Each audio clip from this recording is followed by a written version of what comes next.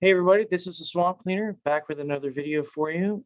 Today I have a guest on. It's a friend of mine. His name is Anthony Trawick. He is one of the co-hosts of Unframe of Mind, and we are going to discuss today a few of the similarities and the issues with what's going on with the civil discourse, political stagnation, and how it's similar to what went on during the 20s and 30s, but shortly after the First World War, and how that led up to the Second World War. All right, hey Anthony, how you doing? Tell everybody a little bit about yourself. Yeah, so I'm Anthony Trawick. I'm out of the Nashville area. I've been doing podcasting now. It'll be 4 years in October with Daniel Wagner. He's the other co-host.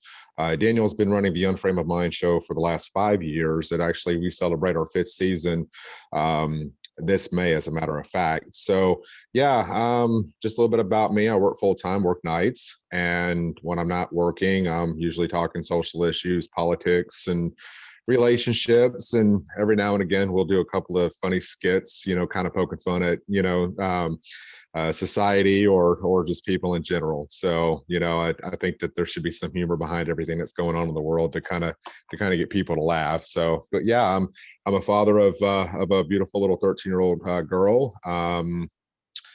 That's pretty much all I got, man. All right, So no, just a little quick summary. I agree with you. If you can't make fun of things, if you can't laugh at things, like there's no point in Yeah. moving forward. Yeah, that I agree with that sentiment a lot. But yeah, and again, 5 years, that's impressive. Like I've been doing my YouTube since 2017. I take a more of a lax approach to it. Like once I get the urge, I get the feeling that I need to say something, I do a quick little video Yeah. and get that out there. So I mean, I'm impressed with how a lot of people do uh, get time to coordinate and just put a lot of effort into it. Especially Daniel, he really does go hard on that, and that's very impressive on his end.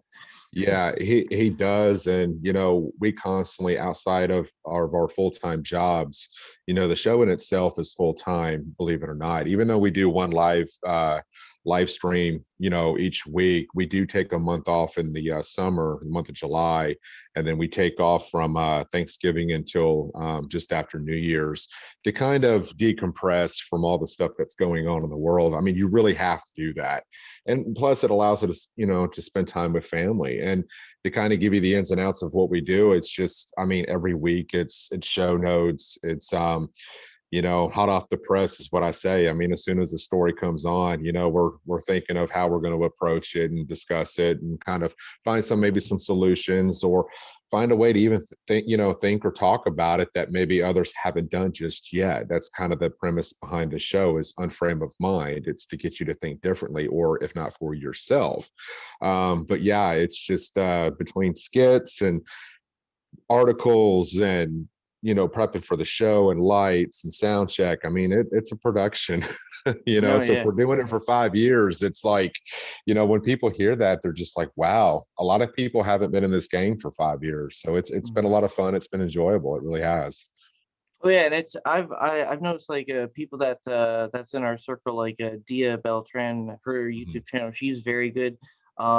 I'm sure some of the people that are going to watch this video have definitely subscribed to her and watch her on the regular. She's very good. I've seen her like expand over the past couple of years, and it's very Yep. very cool. And I have nothing but love, and I just want everybody to do great in these very tumultuous times that we live in, because we're dealing with a lot of pressures, and the powers that be are not happy with what a lot of people are saying, and they want to stifle and stymie a lot of upward momentum that a lot of content creators need and want to expand into something that they want to become more than just a hobby.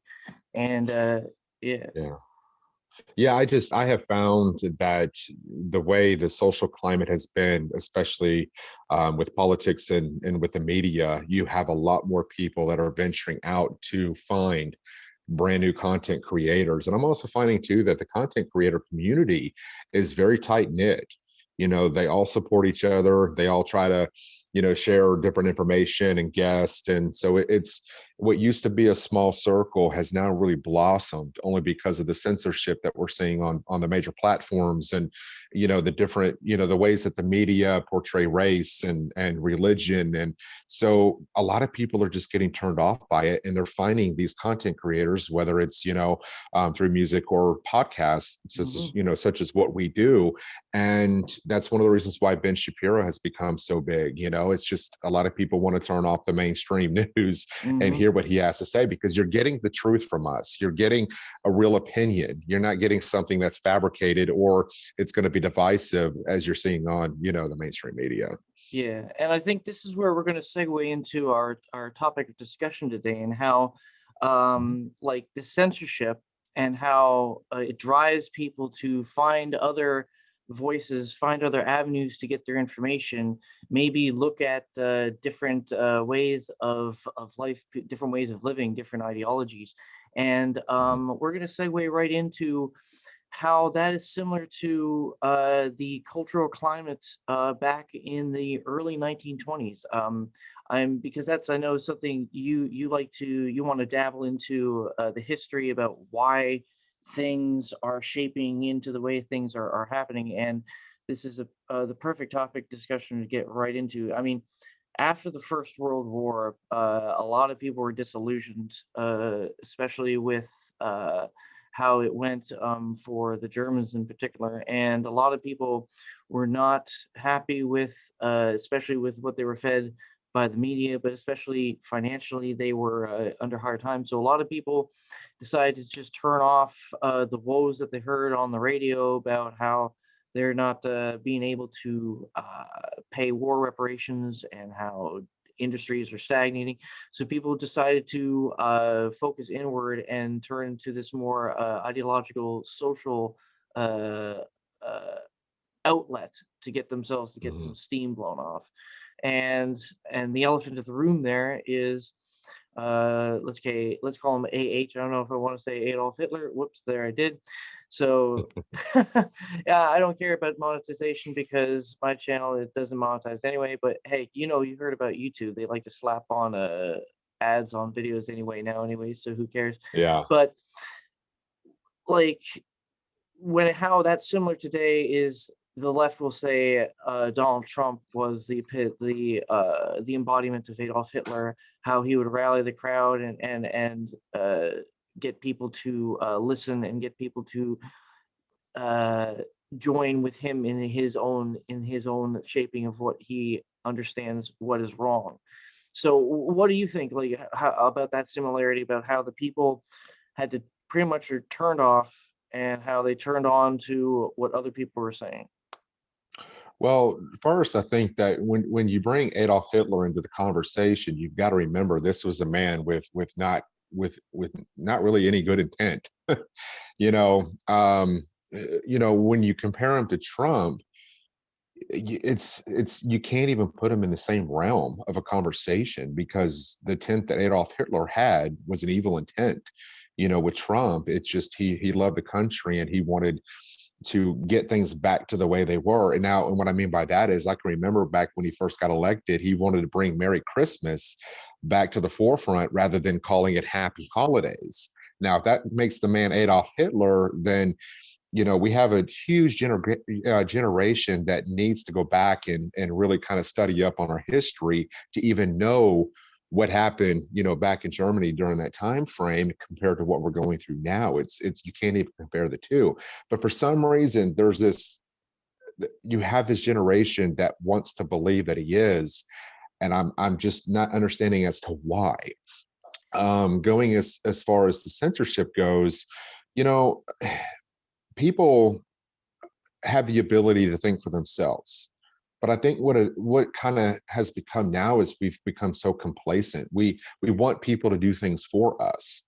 We want people to think for us. We want to hear what's on the news, and you tell me how I should feel and how I should think is basically the concept of currently what we're going through, and why we've lost that mentality of being able to think for ourselves is kind of beyond me. And I think that if people understood, if they could think for themselves, how much powerful the people could be against their government, against the media, and how that would look. I mean, just imagine if Antifa, Proud Boys, and Black Lives Matters all got along. That would be dangerous for the media. That would be dangerous for our government. They don't The want that. establishment, yeah, for the Yeah. establishment.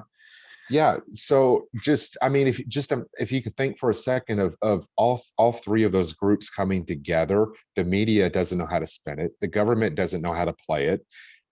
They're scrambling, and this is kind of going back to what I told you about our show is to think outside the box. Now, will the Proud Boys ever get along with Antifa? Probably not. Is the Proud Boys ever going to get along with, Black Lives Matter? Probably not. But it's the thought that if this could happen, this is what it might look like for, the next 5 to 10 to 15, 20 years. And it also shows that we have the ability, the cognitive ability to be able to join our fellow Americans and stand up against, our government if we wanted to. And for some reason, though, it's just we can't seem to get over that hump to see that we're different, but we're not, and I don't know what that's going to look like. I really don't. I wish it would happen because I think that would be kind of cool. See, getting to your point about how there's a generation that believes these similarities, I think it's Mhm. because they've been taught there's a conflation between Trump's populism to Mhm. the Nazi fascism of the 20s and 30s. Because Right. when it comes to there are definitely a lot of similarities with the narrative, because Donald Trump is the Make America Great Again, was talking about bringing back jobs to America because we've been screwed over by some of our allies, our enemies Mhm. as well. We're the world's piggy bank, yet we're also chastised and berated for everything that we do.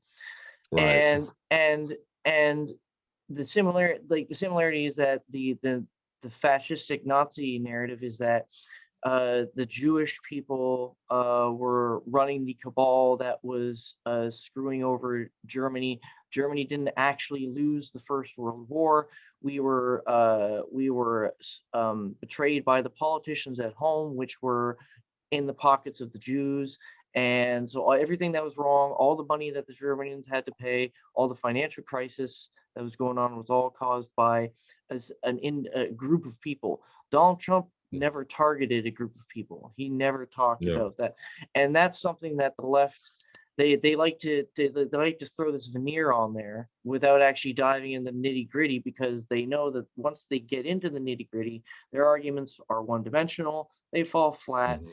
and they have to fall back onto their ad hominems. And it's just people who actually, like you said, take the time, like need to actually like look into it, figure it out, can actually see and discern the differences. While a lot of people who this generation, this generation of, hey, just like the new that did you read that new Washington Post article? Don't go down the rabbit hole. Like go to look at Wikipedia, because Wikipedia will tell you the truth. I mean, this is what's happening. And it's interesting because it's like, how did we get here? At what point in our society in this time frame did we go from kind of a straight and narrow to where we're so far either to the left or to the right? Not meaning political party, but just as a society itself, how did we get off this beaten path? I have Like, an what answer. drove us? Yeah, I was going to say, I'm sure you probably do, but for me, that's the mindset that we have to have, and these are the questions that we have to ask ourselves. But yeah, go ahead. Okay, I got that T right up. Government stagnation, the Mhm. disillusionment of the government getting things done, because these politicians that are in power today are not doing anything. They're fighting with each other on TV, but then they're fist bumping each other on the Senate floor. They're not working for the American people. They're giving 10 million or what, a $10 billion to Pakistan for gender studies.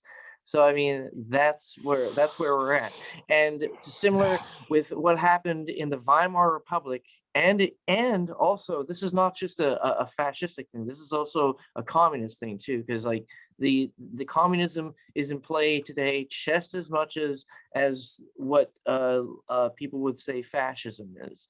And Right. it's just a weird because today, and that's the point I want to touch a little bit later, is that today we have a quasi melding of this communist utopian goals mixed with fascistic tactics. So it's very weird. But I want to touch on that a little bit later. But getting back to that point of government disillusionment, th- think about it. It's not as okay. What happened back in the 20s is still not as bad as what happened today, because from 1919 to 1923, when Hitler had his beer hall putsch, there were like 6 governments in Germany. So some of them didn't even last a year. So that shows how fractured and how divided the governments were. The only difference was they had multiple parties. They had like 6, 7, 8 parties in the German Reichstag at the time.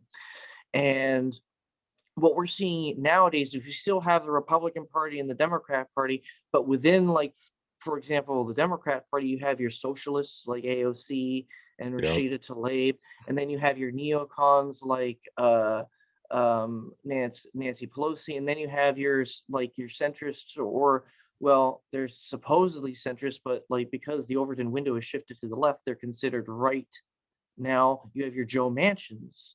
So you have those, Hmm. and then in the Republican Party, you have your rise of the Trump faction, which is more conservative minded. Then you have your neocons, which are pretty much just like Democrats. They're pretty much they're rhinos. They're pretty much centrist left, centrist right. These corporate, I call them corporate fascists.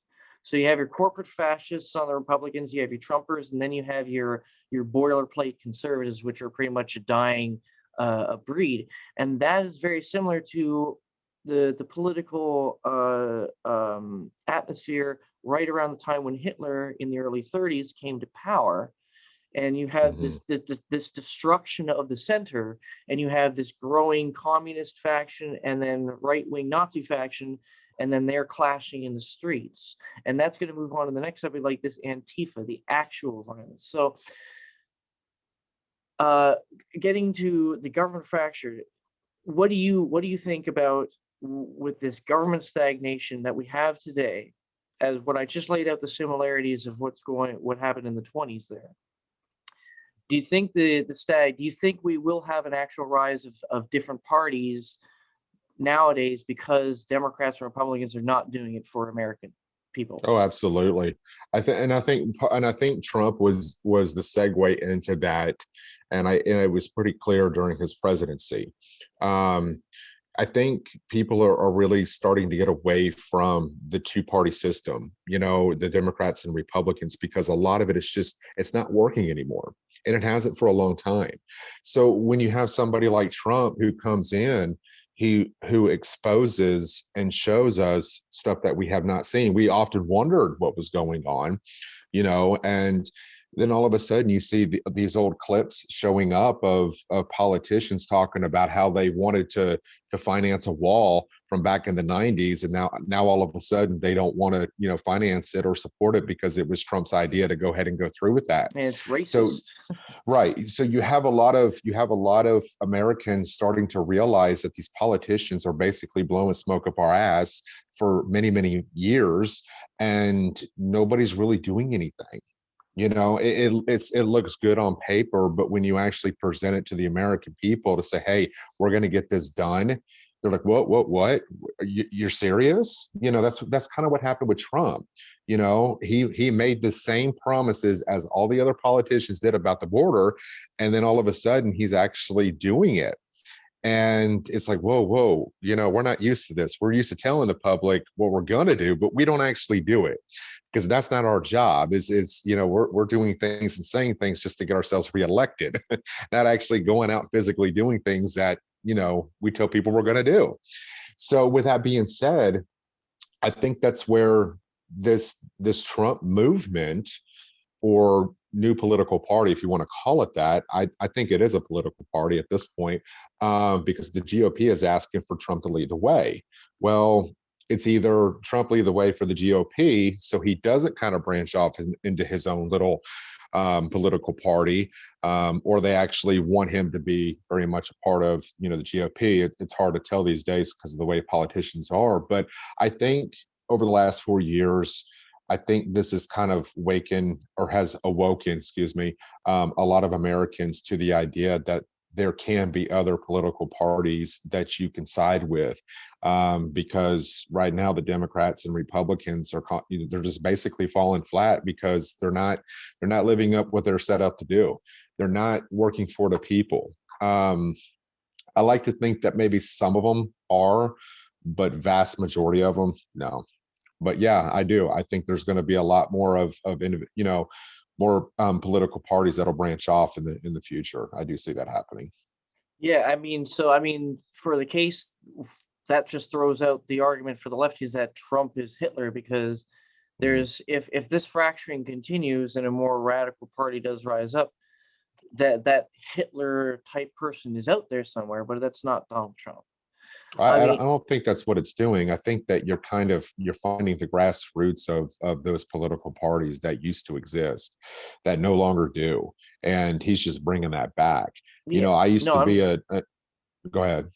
so I'm not, I don't think I might have confused. I'm not saying that Trump is going to bring the rise of a Hitler type person, but Oh, okay, but okay, I that got you. that whole that whole the whole similarity of like just the natural splitting off into these natural like smaller Yeah. and smaller groups. Because of that natural split off, you will have more radical Hmm. parties come up. Like you see that in Europe. You have Hmm. your communist parties, and you have your semi-fascist leagues in Norway and Sweden and stuff like that. Hmm. But yeah, I wasn't trying to conflate Donald Trump bringing the rise of Hitler. Sorry about that. Gotcha. Okay, no, you're good. But but Glad you cleared that up. oh yeah, but also tying into government stagnation, I'm going to touch on this quickly, but we're going to move on to the next topic. But tying in Yeah, quickly, government stagnation leads directly into financial crises, financial issues, yeah. and I don't want to touch on the koof, but it's eerily similar how there was a pandemic 100 years ago and a pandemic now at the same time, and it's all coalescing, and it's kind of eerily, but like that plays into the financial issue, but I don't want to touch on the vid. But what it is financially, there was inflation in Germany, and we're starting to Mhm. see the inflation now, but Germany will get to a point in the mid 20s of hyperinflation, to the point where a loaf of bread was, you had to get a wheelbarrow full of money to get a loaf of bread. It was like $1 million or a million Reichsmark just to get a loaf of Yeah. bread. And it's the same. Hopefully that never happens here, because that will cause a lot of social pressure for people to radicalize or search out that more extreme answer to their burning question of where can I get my next meal? Where can I get a job that can actually pay that can pay for everything, and how can we bring society back to a livable standard? So finances back then did go from bad to worse. We are right now at that crest of things are getting bad. Will it get worse? That depends. We haven't gotten that far yet. So that's where some of the similarities diverge into differences. We haven't gotten to a bad financial state yet like it was back in the 20s, but we have to see. But moving on to the next topic is the actual civic violence, the actual physical violence that occurred in the streets during the 20s and the 30s. Uh, at that time, it happened right after World War One, almost on the daily basis, and Yeah. you had people in the hundreds, in the tens, in the hundreds, if not thousands, fighting. Not at that point, it was fighting against it was more of a class problem. It was more of like, hey, the entire populace is starving. Like we're in a shambles economically because we're just out of a war, And what are you going to do about it? And this new republic, this new government set up saying, oh no, we'll have to figure it out. So at that time, it was more of like, hey, where are we going to get our food? Where are we going to get our meals? And that's what we're seeing a lot today, because people cannot put food on the table, especially now. It's sparse to get some food in certain areas because of pandemic issues or things like that. And if prices go up, that just is going to exacerbate the issue, and that's what happened back then, and that it leads to that hyperinflation. But when that happened, that's what sparked the Nazi movement with Hitler. But it gradually changed because of the economic boom of the 20s.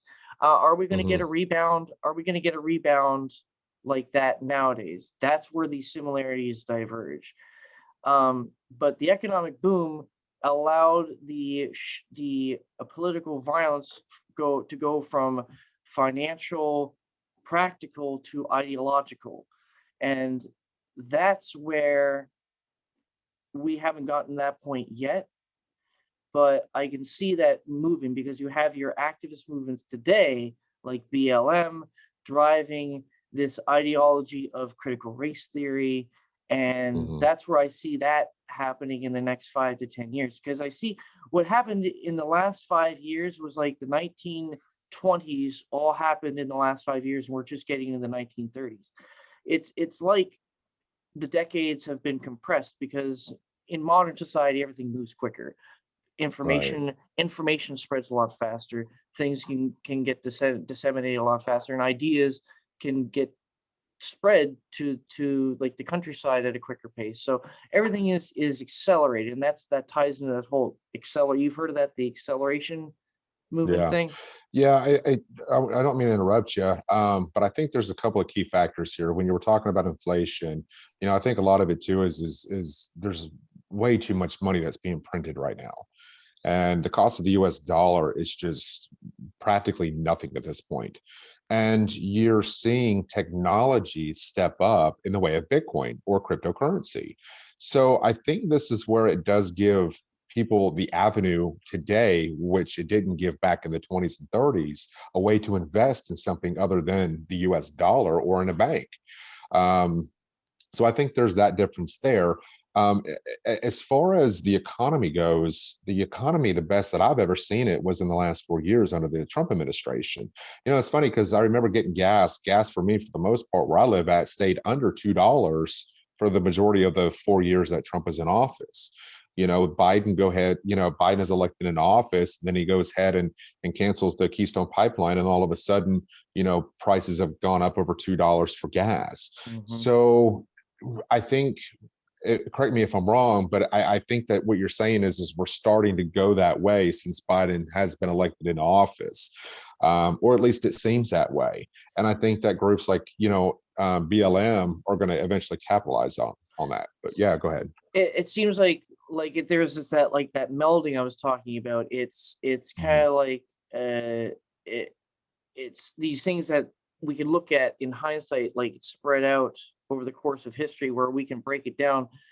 Back then they didn't know it was going to happen like that, so we can see it's weird. We have these factors happening at different times but causing similar effects. And that X factor you're talking about is, I think, the internet, the online capabilities that people can have to get their finances in order, which could Mhm. alleviate some of the ideological issues that which will manifest and are manifesting from this. But I think back to the actual civic violence. Yeah. Once it by the 30s, once it spread to the ideology, and it ties into this big the narrative of the Jews being the problem, it drove a lot of people to uh, see the connection between the religious Jews to the financial sector that Right. was causing them problems only a decade prior, and to this whole communist infiltration coming from the east. So, and at that point, you had dozens, if not hundreds of people dying on a monthly basis, thousands of people getting injured. And we've seen and last year we saw what 8 months straight of rioting across the country. Yeah. I mean, Actually, it was probably longer than that because I want to say when was the situation with George Floyd? it Was was that in May, last year? the end of the end of May. It was on Labor Day weekend. So we It had, seemed like something else happened before him that kind of ignited all this, and I cannot think off the well, top of my head if it There was was. Jacob Blake that happened after. That was like, I think That in was August. afterwards. That Yeah. was, What yeah, but about Breonna Taylor? Was oh, that Breonna was March. Taylor? Yep, yep. That was the underlying. Yeah, that was happening in Yeah. March of 2020. And I mean, it's very similar to what happened back then, but we don't have near the number of fatalities, near the number of people No. out in the streets attacking people. Like you would have major front page news if an entire city block erupted in an all-out street war and dozens of people were sent to the morgue, and hundreds of people had to go to the local hospital for like broken bones, gunshot wounds, and stuff like that. I mean, that isn't to the scale. I mean, we've seen people killed. Like we've seen like political ideological Chicago's been pretty violence. bad. Oh yeah, we've seen political ideological violence, or somebody was executed in Portland. Hmm. We saw what happened in Kenosha, Hmm. and so it, like, history doesn't repeat itself; it rhymes. But if, let's say, the situation is right, the all these it turns into this perfect storm. The finances keep getting worse, the Hmm. government keeps stagnating, Black Lives Matter keeps doing what they're doing. The one thing the government seems to be doing is pumping out a lot of anti uh, right wing rhetoric, anti conservative rhetoric, like painting everybody as insurrectionists. If this keeps going, in your opinion, I don't want to say, oh, civil war, because that's a trope. Like, and I know like Tim Pool talks about that too. Hey, look, I'm talking about civil war again. But could that be a possibility? I mean, if the trends keep continuing, and how far out do you think that could be? For me, I think what a lot of people don't understand, even maybe folks such as Tim Pool, is that we've been in a civil war. We've been in one for the last several years. It's been online. It's not in the sense of what we're used to seeing, Hmm. when you got two sides, two armies lining up in a field and then they go to battle. That's not the civil war that we're accustomed to learning back in our history books. That's not the civil war that we're currently going through now. It's a financial civil war. It's a race civil war. you know um you have all these different elements that you have between Antifa and the Proud Boys. This is still going on up in Portland. This has not stopped. The only reasons why we don't hear about it is because the news doesn't cover it unless they find that it's newsworthy. It's not an election cycle, so nobody's going to touch anything right now. And we see that every 2 to 4 years. That's been evident. So You look you like would you want to say say, something. yeah, I don't mean to, I just want to jump in quick. So you would say that Yeah. the high numbers of violence on the street from the 20s and 30s, you would say replace that. That's all the digital stuff, where the cancellations, the drive-by medias, the attacks on from like the financial aspect, like Chase shutting down people's bank accounts, stuff like that. All Yeah. that is the representation of that physical street violence from the 20s and 30s. Yeah, it's all gone. It's all of it has gone tech now. You look at cancel culture. You look how easy it is for people to lose their jobs. You don't have to go out there and swing a bat at somebody. You don't have to pull a gun or a knife on somebody. All you have to do is call up their employer, and the next thing you know, they're out of commission. They don't have a job. Companies are feeling the effects of this as well. How Coca-Cola many? just released a. Go ahead. Sorry, we'll get into that. We'll talk about that. Coca-Cola. We'll take a couple minutes to talk about that craziness. But Yeah. a quick question: how Mhm. many people would it take to cancel? The inability to get a job, the inability for them to pay their bills, support their family. How many people would it take to be canceled for there to be an actual physical response? Because it seems like like I said, there's pretty much not a lot of legal or governmental options for address of grievances. So Hmm. when does the digital cancellations turn it? Because like I said, we just talked about a lot of this is the physical violence of the 20s and 30s is happening online. If people Hmm. keep getting canceled and removed from being online and they get offline back into the real world, how long until there's something physical manifests? Yeah, that's kind of what I was leading up to is that you're probably going to see this shift or transition of people realizing, okay, well, if I'm not on social media, I can't get canceled. I'm not going to lose my job. So I think you're going to see a turnabout when it comes to this, to where people will exit or part ways with social media. But unfortunately, that's not where we're at right now. And because the internet is so big and social media is so big right now, cancel culture is going to be around probably for a while.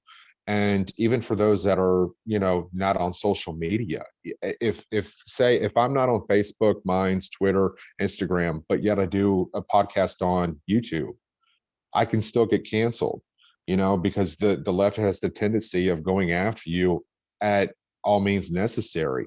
So it's a digital warfare is what it is. And when you're canceled, it doesn't really stop at your job. It can go as far as your bank accounts. We spoke with Enrique Tarrio, who was the chairman of the Proud Boys. We've had him on twice.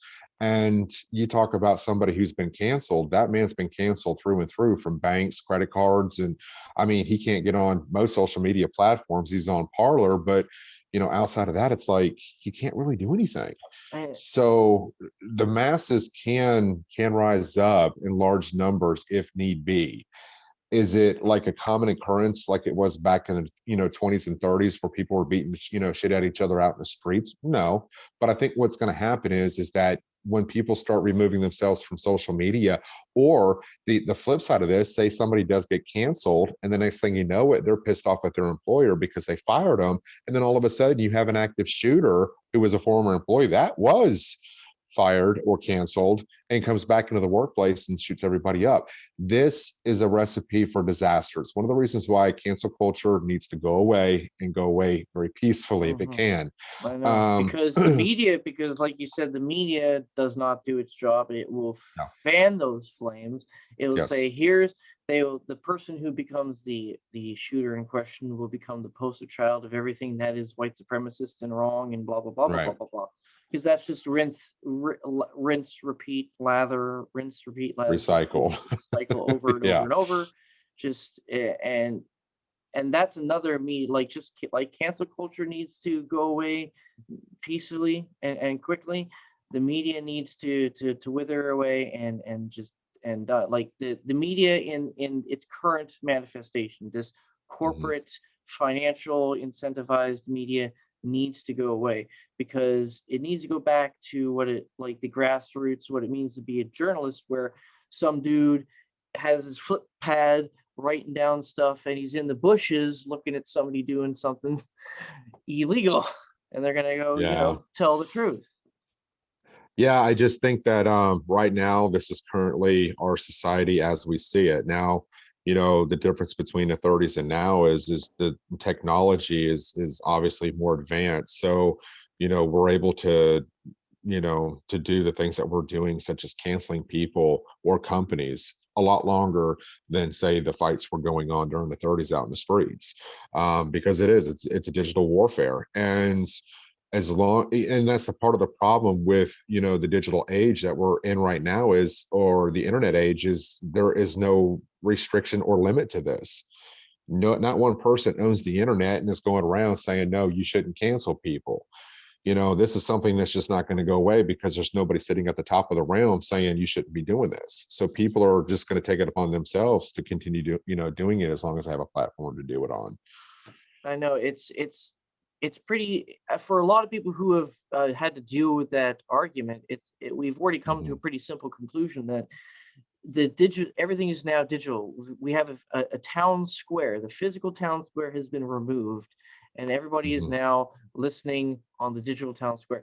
If you deny access to that town square, you are violating people's rights, and Yep. there needs to be regulations. There needs to be an asterisk. There needs to be something added onto the First Amendment, which means includes during online.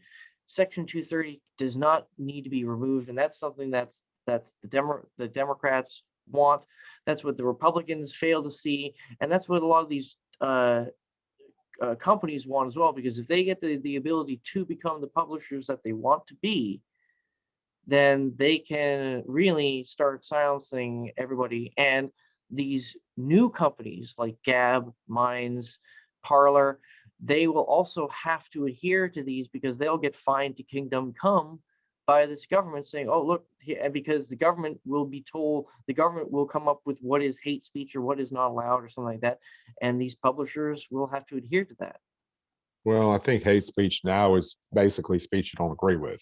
Oh, yeah. I mean, that's just it's not, hate speech, in my opinion, is telling somebody you're going to blatantly kill them or take their life in some shape, way, or form. That's hateful, but to simply say that I called you a bad name like I did back in grade school is considered hate speech. No, it's just speech you don't like. Yeah, it's okay. So Yeah, it just offenses taken, not get, not, or yeah, offenses taken, not given. Yeah.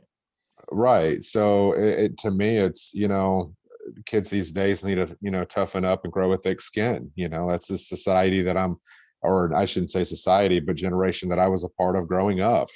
If something hurt your feelings, you got to brush that off and move And on. I know, but it's crazy because you got, like, for example, you got cops in the UK standing outside with a big sign that says it's being offensive is an offense, and you got big old soda companies like Coca-Cola telling people Mhm. explicitly to be less white. What the hell does that even look like? What I read the article about that and I heard everything that they were trying to do, but it just, to me, it's like, I know we're kind of getting off subject. Oh yeah, you know what? Let's just wait to talk about that because Oh, I no, got no, quite a let's bit to do that. say. But We're because I wanted to flow right into that because I pretty much touched on all the my similarity talking points, so we can definitely flow right into that Coca-Cola. so first of all, no company under any circumstance should be telling any people of any ethnic background to be less of anything. Everybody should be proud of their background or race or religion. I think that's appropriate. If you're black, you can be, proud to be black, or Hispanic, Asian, doesn't matter, even white. It's okay to be white. It's the hashtag that seems to be trending here lately. But as soon as I say that, I'm dinged a racist. But yet, if a black person says it, you're not a racist. It's power to the people. It's a word of empowerment to say that you're proud to be black. But when you say that you're proud to be white, it's automatically, oh, you're a racist, you're a Nazi, you're this and that and the other. Mhm. That's where I think this is where we've gone backwards. And we obviously haven't learned anything from our history. Our history in the United States is dark. You have to be willing to accept the fact that our history is not the best. It's got its flaws, it's got its issues like everybody else. But once you accept the fact that our country comes from a very problematic and dark area of our time, that is the moment that you learn how to progress forward. Tearing down statues and removing things in public places is not the answer, and I'll tell you why. I would much rather walk up to a statue and learn about something that was a part of my history. I live in Nashville, the home of Andrew Jackson, very much a hardcore Democrat. He owned a buttload of slaves. He was not a good president in that sense, but I still wanted to learn about this apart. This is history. This is where I'm from, the country that I'm from. Yeah, I'm proud to be an American. I'm proud to be white, but I also want to understand, how did we get from Andrew Jackson to where we're at now? You know what? That's exactly right. Because I live in PA, and Gettysburg is right down the road from where I live. I mean, Yeah. I can go there, and there's the giant statue of Robert E. Lee on one side of the field, Mhm. and then you have General Meade on the other side of the field. That's Right. history, and it goes perfectly into this whole argument that is very disingenuous when it comes to the left. Right. They try to use the standards of today, and then apply them to the past, and then take the past and use it as a cudgel to and hit everybody who they don't like or have a disagreement with today. You cannot apply standards of today to what's happened to the past and say, oh, look how bad it is. Because Mhm. exactly like you said, I want to learn how we got from Andrew Jackson to the civil rights. How do we do that? How do we get there? And if you bastardize history and use it for your own agenda, you erase it, and Mhm. you're going to repeat the same mistakes that you or that we are trying to learn from, and that you claim are is it's no point in learning about, because it's just still happening today or something. Because that's the disingenuous argument. It's we Everybody gets triggered by the sign "it's okay to be white," because the left Right. will disingenuously like add implications to what it means, but then Mhm. they will turn around and make an excuse when Coca-Cola will put up a slide saying try to be less white. So be less white. So it's a it's just it's this pendulum swings from one grievance to the next. Like it's this like revenge culture, and that it ties into what you're talking about. People don't learn the history. Yeah, it's just, people want to preach equality, but yet don't tell a demographic or a race to be less of something. You're going against everything that you're supposed to stand for when it comes to equality. That's not being equal. That's not even the definition of equality at all. It's the polar opposite of this.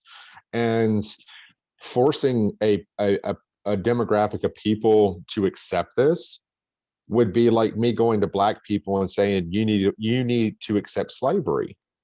I have never once, not anybody I've ever known in my circle of friends, and my circle of friends is quite large, has ever gone to a black person saying, "Hey, you just need to accept slavery for what it is and move on from it."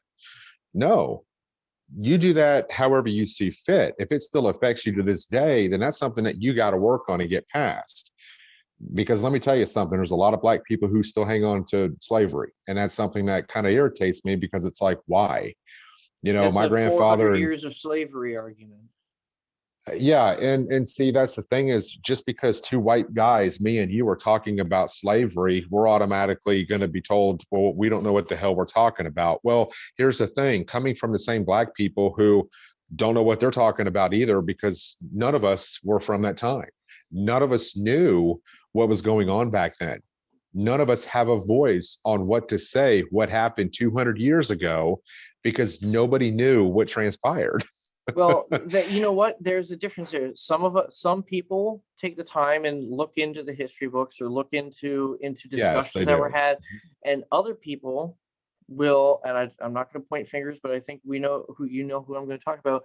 Will, instead of doing research, will just make an excuse like, well, that history is written by the racist people, so that history is already wrong. So when they claim that, for example, the argument of, African tribes fought each other, and if one would defeat the other, they would take that group of people as slaves, and a white boat of white guys would show up, and they would sell those people that they took as slaves to the white guy.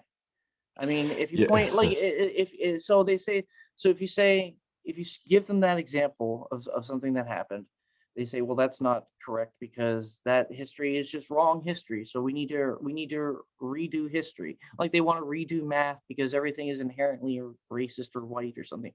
And that's the argument. That's why it's disingenuous. It's annoying. Well, my take on that is, yes, you're bound to repeat, history if you try to erase it because you haven't learned anything from it. That goes back to our school systems. Now, this is a topic for maybe another day, but that's kind of honestly where it kind of falls in line with is our school system. School system. Sorry, I'm having a hard time talking. I had a long night at work last night, but so there's different avenues that you can go down as to why we've got here and why we're here today. I think our school systems have played a huge role in this. um but yeah, going back to Coca-Cola and this whole thing about being less white, you know for me, my background is Italian. I'm fairly dark complected, as you can tell. So I'm thinking to myself, well, what does that look like? I mean, okay, so does this include me? Because overall sense, when I fill in an application, I'm considered Caucasian, right? So, I mean, to be less white, well, I still, is it the way I talk? Is it my culture? Is it what exactly is this that I'm supposed to change? Now, can you imagine if a company did this with black people and asked the black employees to, hey, we need y'all to tone it down and not be so black. You know, you need to be less black. Well, black people are going to be like, well, what do they mean by that? Not every person's the same. Everybody who sees what Coke is saying here is going to take that differently. It's going to mean something different to everyone. So you really can't tell people to act or be a certain way or be less of a certain way. I would think that as a company, you would want your employees to be proud of who they are and they work in a great environment. They all get along great. I know, You and they got to know, remember that they you make a soda. Coke's got to remember you make flavored sugar water that people like to drink. but they're not going to remember that now. They're going to remember that they told their employees to be less white. I wonder what the tensions and how awkward showing up the next morning at work probably felt for all the employees that work there. Well, I'm just like, how does this training help me be better at my job at making or packaging the soda? Like, that's why I'm just like, there's an ulterior agenda going on here. It's to shape these people's minds outside of the factory as well, and for this to spread throughout the population, throughout the society, and everybody. That's and that's why, in my opinion, there's a nefarious angle to this. Yeah. It's not just out of the, because they say, oh no, this is about workplace inclusion, and that's always the argument. But I'm No, sorry, that's the that's not. fallback. That's the safety net to say that, well, we just screwed up, but this is what we really meant to say. I don't buy that crap anymore. And the other thing too is when they were talking about, Coca-Cola coming out with this, they were talking about being less, what was it, less arrogant. No, that's a white exclusive thing, apparently. Yeah, and apparently to be what is it, white solidarity is what they're wanting you to give up. And I'm Yes, thinking to be myself, be more humble too. be more So humble and what was the other one? Less ignorance, less ignorant. is So it was less it ignorant? arrogant, Yeah. yeah, less arrogant and less ignorant. Yeah. Yeah, so and I'm thinking to myself, okay, well, the one that kind of struck me the most was the white solidarity.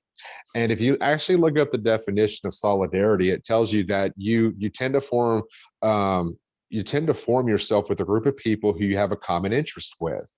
Mm. Okay.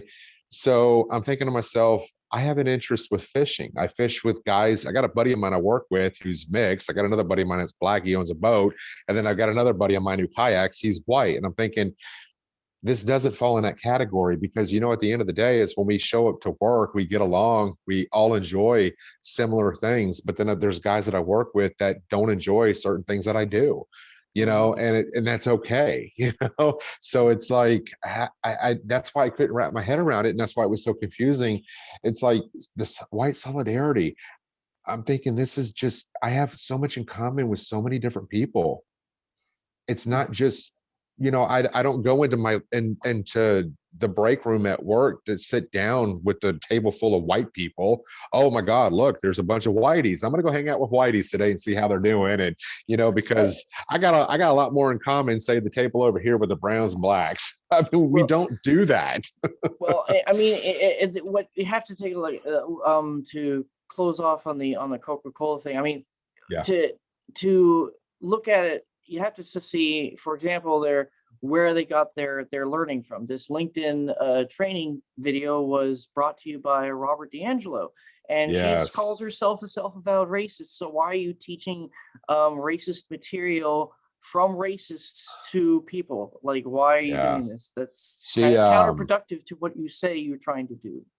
Have you ever researched her at all? Do you know much about her? I mean, I've read the back of the back of her book. I didn't actually like Google her at all, but I've seen plenty of videos from the myriad of YouTubers that I follow.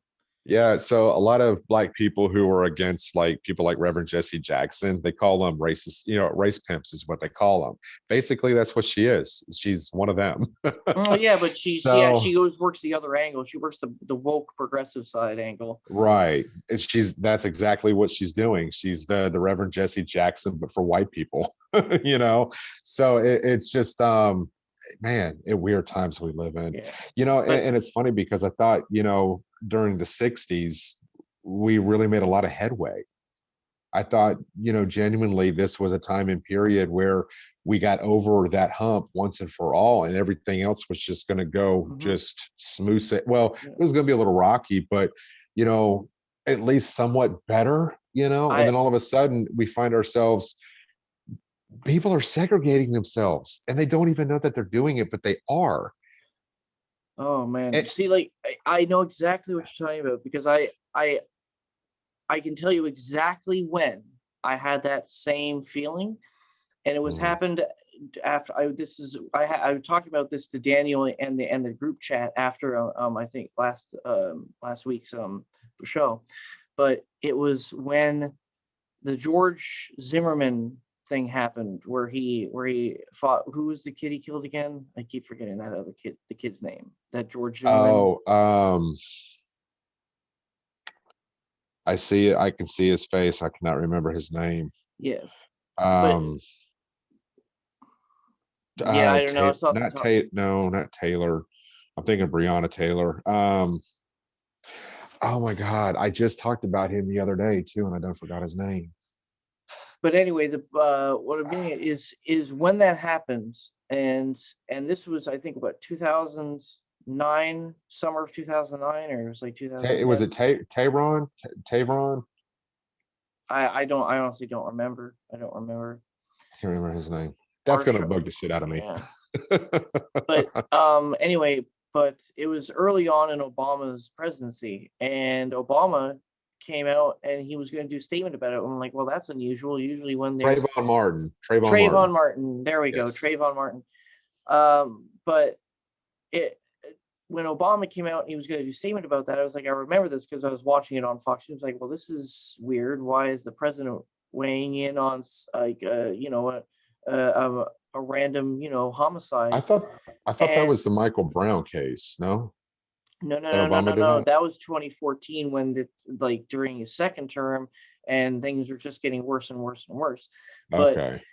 he first came out, and his public statement was talking about how this is horrible and tragedy, and how America has these racial issues, and that America has never really got over our racial issues, and we've been fighting with this for a while now. I'm like, my jaw dropped, and I was like, wow. Well, thank you for resetting the clock. Thank you for putting us back to the 60s because you just ruined 50 years of progress. Thank you. Well, and I just want to say this, when people make statements like that, you have to ask yourself, is it really that bad? Is it as bad as what it was in the 60s? No, it's not. Collectively, as a white population, and I see this, and this is something I never hear that it's talked about, but if you go on to Fox, and anything that is published that has something to do with anybody that's black, that's in a medical profession, that's in government, or whoever, when I read the comment section, white people embrace black people. I don't know if you've ever noticed that before, but white people who are conservatives, Trump supporters, they embrace when black individuals cross over that threshold and say, hey. And one of the reasons why I bring that up is because I was a part of that walk away movement on Facebook before it was completely disassembled. Yeah, it's um, crazy. so when you had a black individual post about walking away from the Democratic Party, this post would have 4 to 5,000 comments, and probably Like 97% of the comments were from white people that were positive energy. just yeah, positive energy. And I'm thinking to myself, if black people ever got a hold of this and realized that white conservatives would embrace them, and the Black community would actually respond to this, what would that look like? Because they're not. And to me, it's like you have white conservatives that want to embrace the Black population so they can get along with everybody. And then you have the Black population that's just not wanting it, nothing to do with it. I don't get Well, it. I think it's because the other side is looking at it through the wrong lens. Like conservatives, it's not just the Black community. It's whoever is an American who loves this country's patriot. It's not a when it comes to the Well, I was vast. using Black as an Oh, example, oh but yeah. Yeah. I know exactly. I know what you were trying to say there because it that's to me, like, it's like race is like a pet peeve of mine. I don't like talking about race all the time, but I understand race is important. There's literal differences of race in reality, which are undeniable. Science has shown us these things. right, But it's how the other side always uses race for their own agendas, how they bring it up, how they play it on other on or how they play race on race, and it's just disgusting. And how how to me, I don't like this. Like, my lens is, if you believe in America, you believe in American values, I don't care who you are. mhm, Join me, brother. You are a friend of mine. And like, I'm a Canadian. I'm an immigrant to this country. I love this place. This is the best place to live. This is the best place on earth. I would never leave ever. My roots are here. I have a lovely wife. And this this this split, this constant dig by these people like Al Sharpton or mhm. Jesse Jackson or what's her face? I just forgot her name. Brain fart. Maxine Walters. Oh, Robin DeAngelo. yeah, These nasty race hustling racist people. They breed the same exact thing that they claim that they hate, because if you are making activists who are constantly making decisions politically or socially or economically, because I've seen commercials about, like, invest in Black owned businesses. I'm like, on the whole, investing is not a bad thing. Investing in business is not a bad thing. It doesn't matter, but like, why must you bring up the race? Like, but I if don't you're understand. creating activists who are seeing through a lens with the knee jerk of, my lens will begin with breaking up by groups of race or by color Right. of skin, it's fundamentally, in my opinion, it's wrong. It's morally wrong. It's gross. And Well, it what has. confuses, well, I don't mean to interrupt you, bud, but what confuses me, and I'm thinking to myself, you want to support Black businesses. Okay. Yeah, probably, probably going about it the wrong way by saying, hey, just only support Black businesses. But then yet, BLM is out and about and they're destroying Black businesses. I'm Yep, thinking to it's a myself, hypocritical. They can't keep their narrative straight. I don't understand this. And it's like, what are y'all doing here? I mean, you're telling me to support Black businesses, but yet you go out and vandalize and burn them down. I just Well, don't if you understand, man. do that, then I can't support Black businesses. Whether yeah, but I understand what you're saying. It's that forced aggression that they're wanting to put on you to support them because they're using the quote unquote, Black card is what I call it, because they talk about the white privilege card. But um if you're having to get me to support you because of the color of your skin, you're going about it the wrong way. That's just not how business is done. As a matter of fact, I'm not going to support you because you had to make it a point to tell me that you're Black and I should support you. No, I want to support your business because it produces a good product. That's why I support what you do. If it's a good product, a good quality product, I'm going to buy it because it's good. I'm not going to buy it because you're telling me to because it's Black business owned. This is the problem, that I have with people doing this. It's like we've gotten away from quality and we've gotten away from, customer service to Hmm. now it's like, I'm Black. You're supposed to Like, support me. Don't give a shit about how bad the product is, but hey, I'm Black. You got to like support me. there's this No, it doesn't guy work that way. who in town. He's a Hungarian immigrant. He makes the Hmm. best. He makes the best Philly cheesesteak. So I mean, come on, man. I mean, you don't have to be Philadelphian to make a, to like this whole idea, like this cultural appropriation thing, like only Yes. black people can like make jumbo or something like that, or gumbo. I'm just like, come on, man, what are you talking about? Like, I'm sure like you can get a South Korean who makes a great pizza or something like that. Like, it doesn't matter. It's what they like. It's what they believe in. It's like their flair, their passion. Like it ties back into this, like, it's not color. No, it doesn't No. matter about color. It's about who they are. It's it's Yeah. it's it's nature. It's nurture, not physical nature. I mean, Right. but you know I what? mean, if Let's. you're, I'm go go ahead. go ahead. Go ahead. No, I was just going to wrap up on this because I know we got more to cover, but just be a genuine person. Be a good, solid person. Don't be an asshole. Don't be, going around doing dumb things. No, that's not how you attract a good circle of friends. And it doesn't matter what shade of the rainbow that looks like.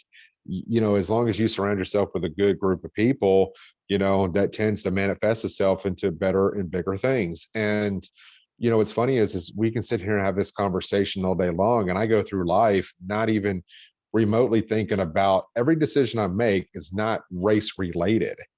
If I go into a convenience store, I'm not looking behind a counter and saying, "Oh, this guy is from India," and I'm not going to pay for gas because they own all the gas Yeah, stations. like, hey, Joe Biden, don't be all racist. Don't say this. You can't like go to a 7-Eleven without seeing an Indian guy, right?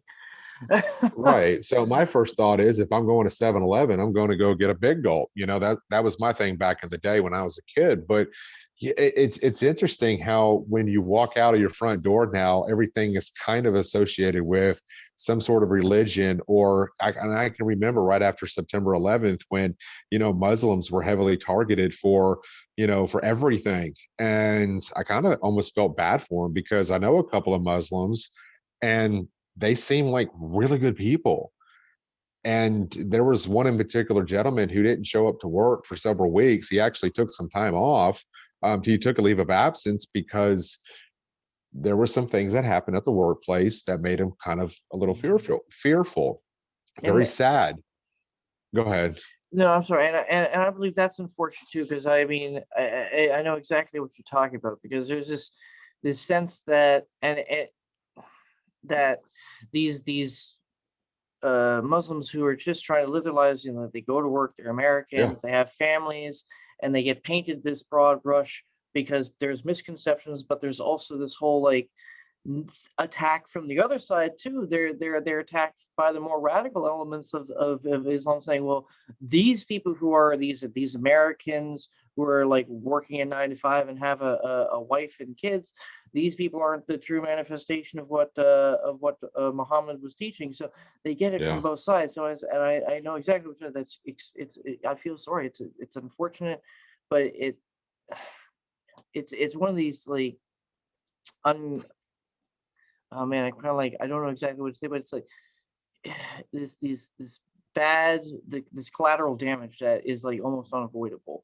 And I mean, that's why education is needed. And I think this is what I wanted to tie into what you touched on a couple minutes ago. I wanted to Mhm. it sparked in my mind, but I think we'll close up with this. Is like Yeah. the reason why that we have this lack of understanding, this lack of reasoning, this polarization in many different facets of society, is because people are not being taught. Like you said earlier with schools, there's a lack of Mhm. education in schools, and it's stemming from here, where a lot of people are, instead of being able to critically think and build up barriers in their own conceptual mind frames, they're turned into these mush blank slates that are just filled with any kind of ideas, any kind of like thoughts, like these bad ideologies. And this is where a lot of these problems are going to be stemming from. Yeah. I just, and a lot of it also comes from within the home. That's where it starts first and foremost.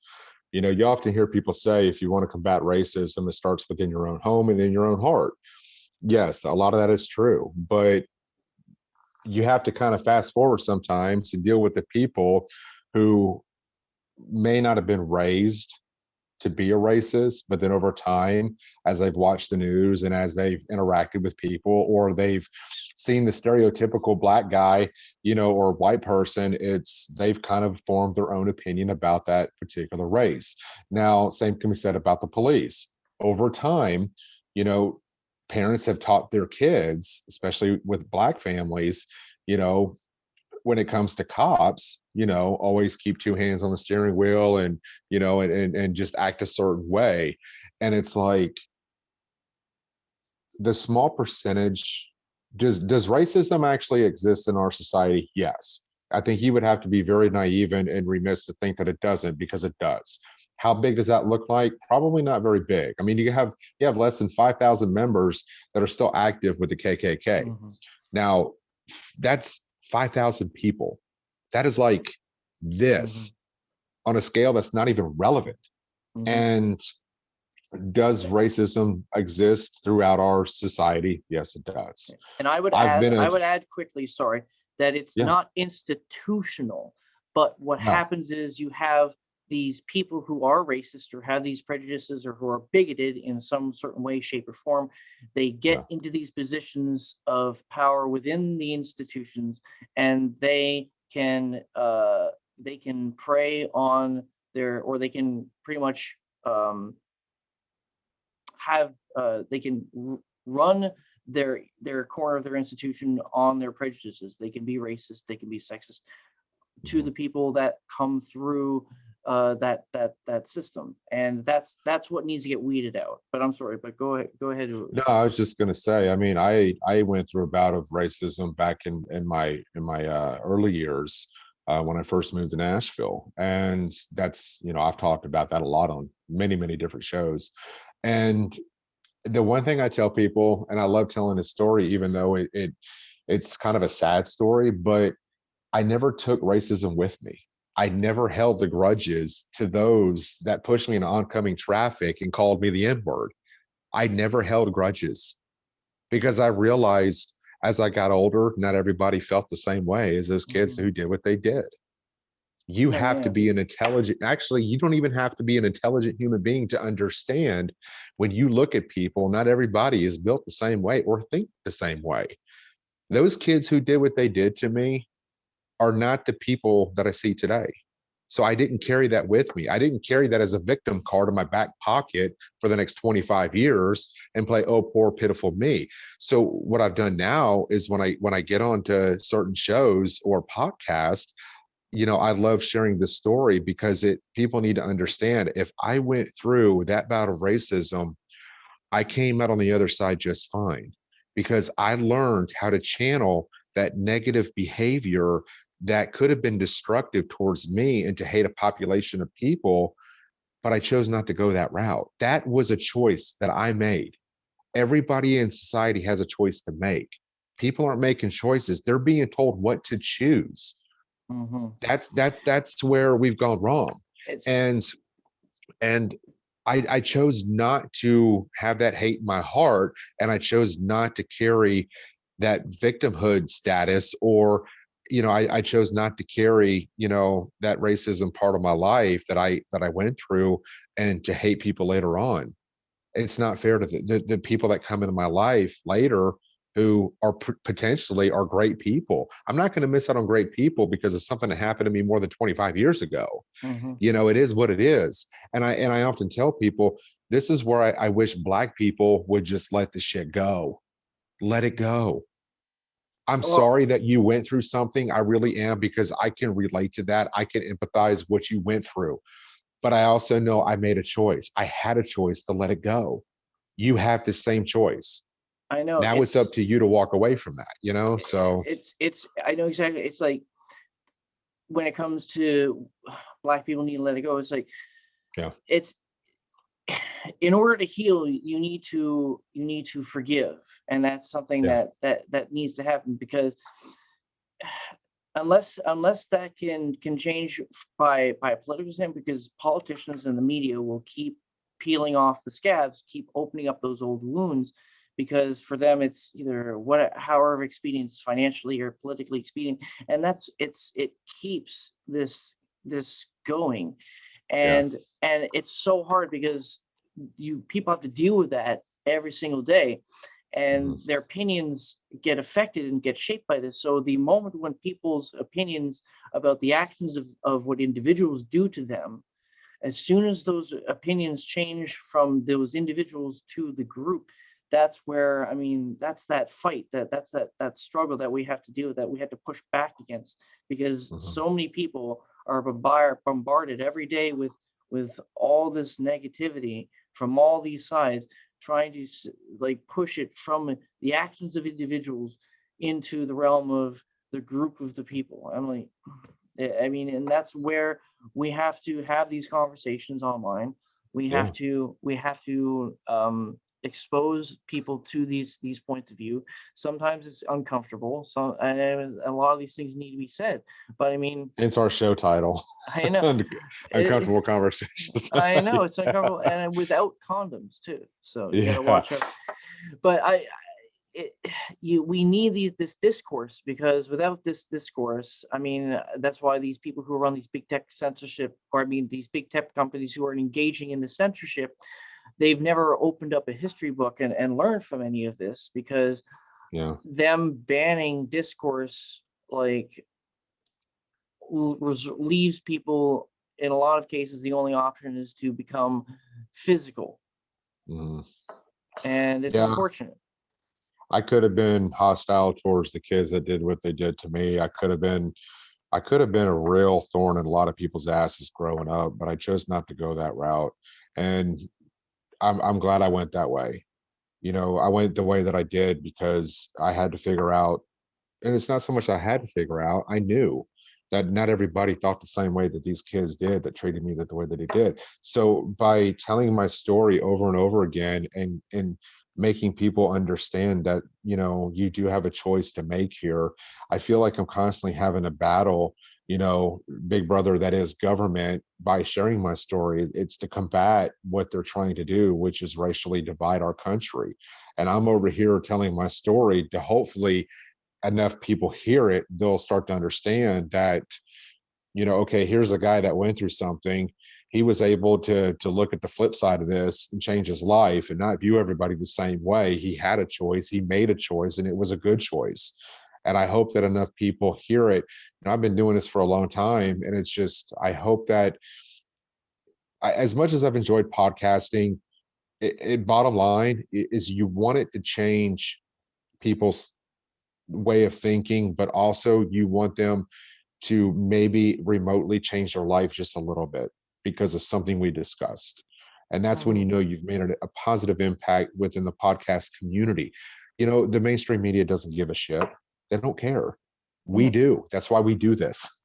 Yeah, I mean, So, they're projecting. They claim that we're the yeah, radicals and radicalizing people, when we're saying, hey, no, if we talk to different people and listen to different people, we can avoid the radicalization. We can avoid yeah, the scenario that, in this weird quasi amalgamation of two different ideologies, you have this ideology of group mentality, group led critical race theory socialism being pushed forward and implemented by by people using fascistic tactics. So I mean, yeah.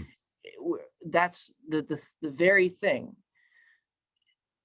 the essence of why we're doing this. Like, Mm. history repeats, but it doesn't repeat. It rhymes. So I mean, these people need to just open up a history book. If people open up a history book, a lot of the issues of today would not be rehashed, because Well, it's go ahead, go ahead. no, I was just going to say, going back to what we discussed at the beginning of this conversation, part of that civil warfare was, doing podcasting. That is in its own right part of that civil war movement that you're seeing online. It's to combat the cancel culture. It's to combat the mainstream media.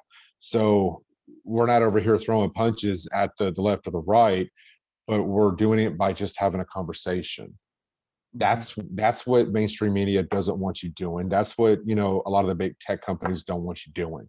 Because once you start thinking for yourself, man, they no longer have a hold of your jugular. They can't kill you for what you're trying to do. You exist. You exist very well. And there's many of us, you know, there's many of us that are out there that do exist. And as long as we exist and we become bigger and bigger as content creators, I tell you what, the next 5-10 years, I think that you're going to see a huge momentum swing when it comes to independent journalism and podcasting, and it's going to start competing with the mainstream media. I really do. And that ties in well. Politics are downstream from all this cultural shift and change. So if you see as I mean, we've had a rise of independent Mhm. creation, but if there's like an actual financial like paralleled separate economy that can grow from that, if we see a true rise like across the airways, across TV, like OANN gets bigger, Newsmax gets bigger, all these things, if it doesn't get stifled, I mean, we can probably see then in politics, we will see an actual true third party show up. Yeah, and that's what I'm saying. I don't, you know, history. The funny thing about history is you don't know you're living in it until you've done read about it. Well, That's the thing about history. So, go ahead. what's the phrase of the History Channel? It's history is made every day. Oh yeah, and Hmm. that's what I often tell people. What we're going through with the U.S. dollar versus Bitcoin currency and cryptocurrency, people don't realize how big that's going to look 10 years from now, 20 years from now, when my daughter's my age, you know. And then you look at politics, you look at it seems like almost every 25 years there's like this big shift in our politics, our money, um, our government officials, the way we conduct ourselves in everyday business. And I think we're here. I think it's so much bigger than all of us. We can't see it right now until 10, 15 years down the road. We open up a history book and we're reading about the times we're currently living through. So I Hmm. tell people to not only embrace this time, but to utilize this time to try to make a small impact somewhere, whether if it's in podcasting or you know, if it's on talk radio or whatever. Be a part of this history that's happening right now, because you may not see it, but I'm telling you, man, 15 years from now we're going to be reading about this and I'm going to call you Oh up and be yeah. like, what I tell you. Oh yeah. Because You know. even with because Alex Jones has said, even with the negativity that's happened to him, the censorship, the banning, he says this is one of the most exciting times to be alive. He's right. You Yeah. know, I mean, it's just, it sucks that what he's going through, and it sucks what Enrique Tarrio is going through, and many others that have been canceled or censored. But this was the foundation that's going to be laid, that I'm hoping that doesn't get erased from a history book, so we don't repeat it. Hmm. And they learn from this moving forward and saying, hey, this is what Alex Jones went through. This is, you know, what is her name? Laura Loomer. Yes, Laura. I was just thinking, yes, you know. And then Candace Owens is another one. Not so much being canceled, but her being a political talking figure for Black conservatives, you know. And I'm telling you, man, it's an exciting time to be alive. Mm. It's hard. It's tough to say that because there's so much bad shit going on in the world, but you can't have all the good without some sort of bad. Hmm. That's just the way reality kind of falls. But um, you know, as much as I've hated the bad, you got to hope that we all learn from something from all of this at some point. You I really do. know, because I mean, there's that old adage, good times create weak men Yeah. create hard times create strong men Yep. create good times, and that cycle repeats and repeats.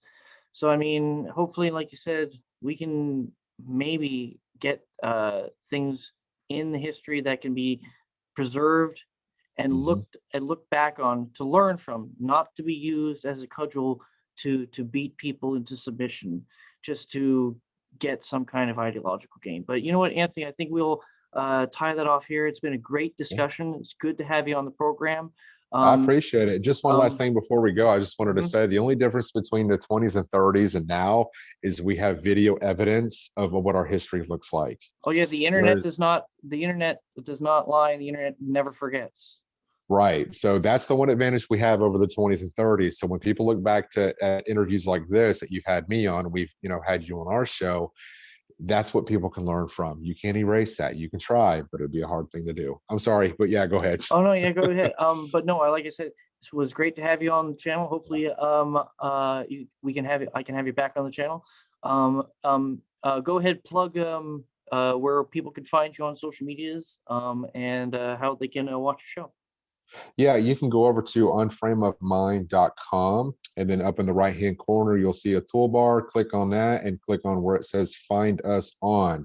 You'll find us on all major platforms, from Odyssey to D Live, to Spotify, iHeartRadio, iTunes. We're on everything, YouTube. So just go over there, go to Unframe of Mind, click on where it says home, and then drop down menu. Find us on, and then you'll have a list of things where you can find us on. For me personally, you can find me over on minds.com under Unframe of Mind AT. That's the best place to reach me. But yeah, thank you for having me on, Harry. It's always a pleasure talking with you and getting to know you a little bit better as time goes, moves forward. So All right. Yep. And again, it was like finally, I was glad to finally get you on. I know that it was a little bit delayed, but worked out, and it was a great conversation. yeah, absolutely. And schedules, I get it. It happens. You've been doing podcasting Yeah. for 5 years, you're used to it. So Mhm. All right, everybody. I hope you guys enjoyed. I hope this was informative because, like I said, if you guys are into history, if you guys see it flowing, rhyming, that's why I'll turn on the news, I'll see something happen, and I'll just chuckle because some people are like freaking out. I'm just like, oh, I've seen this all before. All right. With that, I'm going to wrap it up here. This has been the Swamp Cleaner, and I'll see you guys later.